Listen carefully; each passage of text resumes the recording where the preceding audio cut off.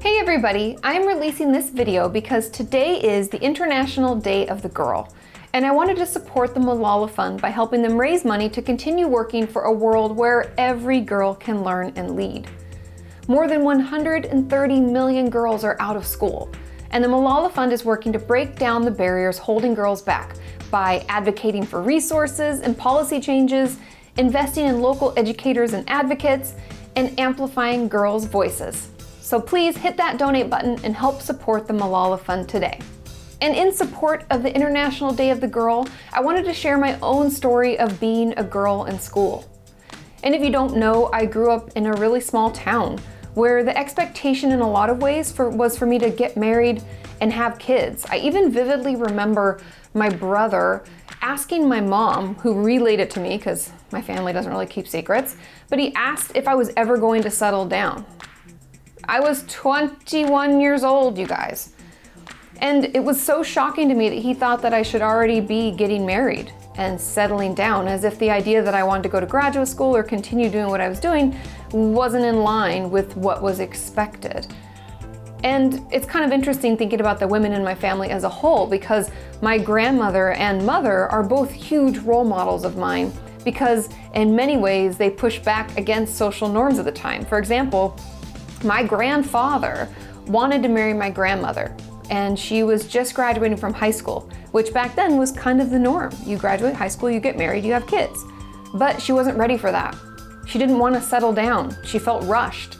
And so without really asking for permission, her and her friend Grace bought train tickets up to Seattle, and they moved there for like 6 months. And it was like the best time of my grandma's life. She still talks about today how she felt so free and it was so much fun. And they learned how to type, and she worked as like a secretary at this big building. And it was just great. And so she decided then to come back after much urging from her mom and from my grandfather.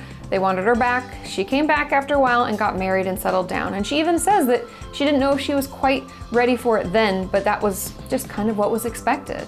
And my mom went to school. Even though she was getting married to my dad, she decided to start college because she really wanted to be a business owner. And so even though I know it's not the same as it is now, in many ways at those times, my grandma and my mom both fought back against kind of what was expected. But as I was telling you, my brother thought I should settle down at 21, so it's still alive and well.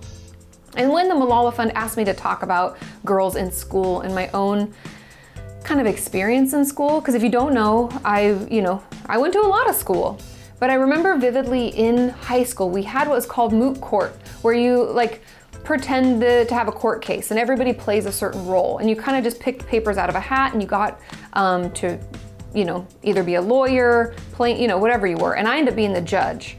And I remember, and I don't know why this like stuck in my head, so when they asked me to do this, I knew I had to share this story. I had a teacher that I loved at the time. He was super nice. He wasn't really a jerk to me at all, but I was pretty pushy as a judge. The way that I called things was I thought it was very fair, but I was very stern.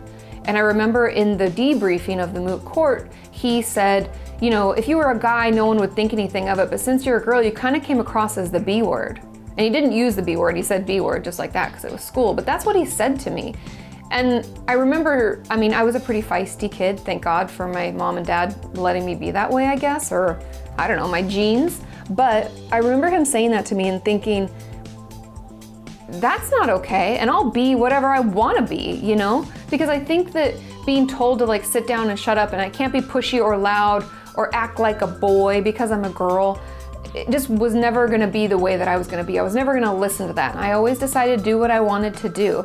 And I want everyone else out there to have the same ability as I did. And I hope that everybody has opportunities like I did. I want every guy and girl to be able to be educated in whatever they want to be and not say, oh, that's how guys act, or that's what guys do, or that's what girls do, and you can only do this. We should all have access to education. And that's why educating girls is so very important to me.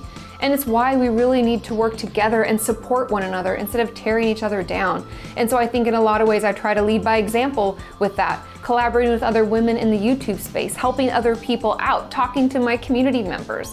So if you are in any way inspired by this, or you want to share your own story, please make sure that you tag the Malala Fund and use the hashtag #WatchHerShine. And don't forget to hit that donate button and help women around the world become educated. Thanks for watching. I'll see you next time. Bye.